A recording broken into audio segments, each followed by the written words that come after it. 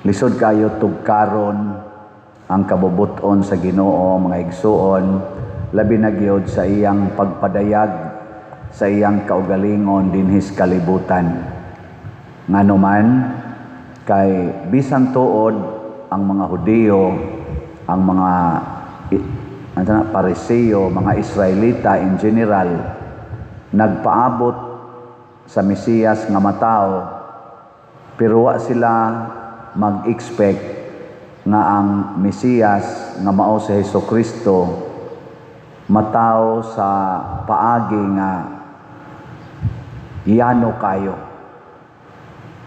Unya, sa dihang nanulti na siya, nagpadayag na siya siyang kaugalingon, iyang gipadayag ang kamatuoran nga wa gyud sa tawhanong panabot, wa gyud maigo sa iyang kahimtang. Nang litan moingon siya, anak kos Ginoo. Pero naman si Papa ug Mama, si Jose ug si Maria. Kita man sila pagkatao niya, kita sila pagkamabdos ni Maria, kay silingan man sila. Ningon siya, ako mao ang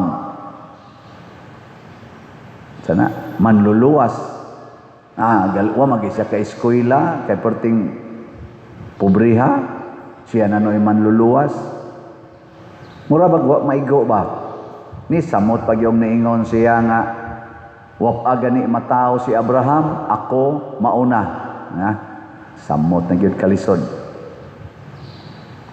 Parehara na sa usa ka asawa ba nga ang bana gi-accuse og kanini ang nangabit niya, ang bana mo ingon di lagi na tinuod, pero hastang babae niingon kabit ko niya ang bana mo ingon ay di lagi na tinuod. Kamo mga asawa mo tuo mo niya, ang mga tao mo ingon kabit lagi na niya ang babae ng kabit lagi ko niya ang bana ni mo ingon di lagi na tinuod, ako'y tuhoy. Saman mo tuo mo. Daghan na kaing tao ba naka-observe o nakapamatuod, nakabit gyud siya nya ang imong bana ra gyud mo bugtong tao nga niingon ay kuan lagi di lagi na tinuod, tuhoy ko.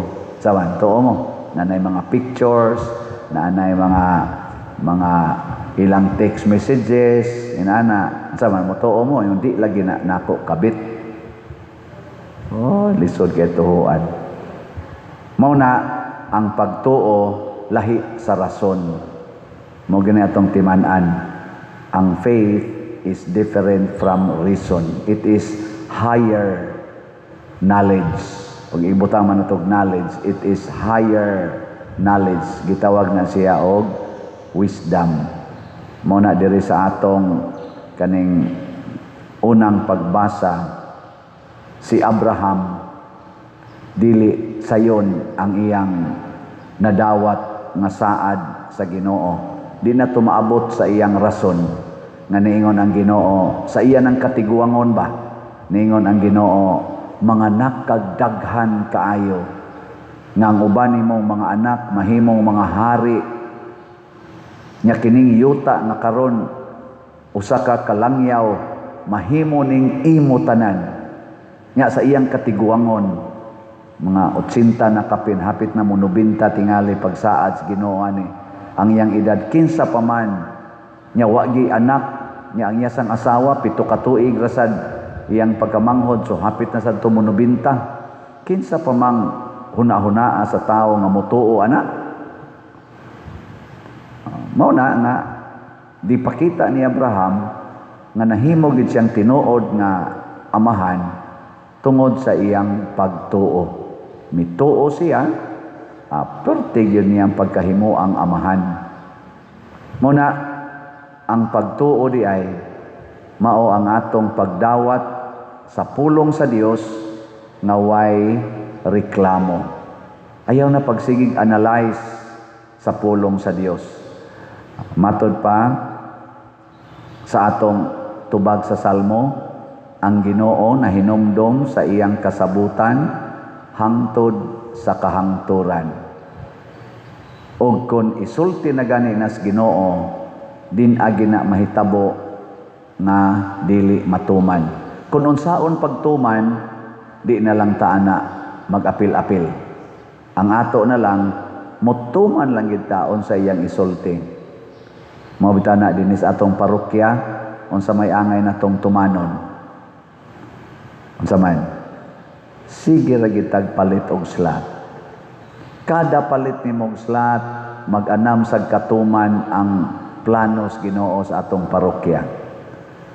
Kung ingon ana pa lang ang ato sang buhaton sa atong nasod, ang ato mga government officials, magsigig tuman sa sugos Ginoo, dili na magsigig hunahuna silang kaugalingong kayuhan, pagkaninduta unta. Galing lang karon ang ilang hunahunahon, hasta guan na ko'y kwarta, mailiktin pa baka ko sunod nga kuan mo naron daghan kay mga balimbing, daghan kay sa una supporter aring administrasyon sa mga Duterte. Pag-abot na nga ang mga Duterte, wa na dinhi, unya ang nagkupot na kanina ni ang Marcos administration, daghan sa kaing nibali, inana. Daghan na sad kaayong dili na sad mosulti og unsay kamatuoran. Kay matud pas istorya, tinuod ba ka gihungit na og malita, kinsa pay makasulti anang malita maduom si imong baba. Sina ka ng malita. Naagoy mga kanang ilang iiay diha malita pa awas-awas pang kwarta diri sa bakbain tao nya butangan dayog ikog nga murag buaya, naong murag buaya. Ana ba mahimong mga buaya? Ay kanang buaya basta makapaak ganina di gina mo share. Wa na sharing. Ug naa na roy daghan. Nya karon sad sige na ni kuan ning impeachment og pananglitag di gini ma-impeach nya mudaog gini si BP Sara inig eleksyon pohon sa 2028 anawa. Ato na lang ng ingnon mangambak na sana, ari na sana magsigig baiid ni Sara. Kinsa gani kusog kaayo, ala, baiiran. O sa tinud-anay, daghan kayo nakapahimo sa mga Duterte ay, sa eleksyon atong 2025. Daghan. Nakaroon, na malintong na kunong uban. Hinaot unta, dili ta ingon ana. Mahinumdom unta ta sa atong kasabutan sa Ginoo nga magpabilin gitang matinud-anon sa atong saad sa Ginoo sama ni Abraham. Nga mahimo ra ni kun motuo tang ang Ginoo sad di sa gyud malimot nato. Mo na nga kun mobalintong tas pikas moadto ta yawa-yawa tungod las kwarta di sad ta makaikyas sa mata sa Ginoo.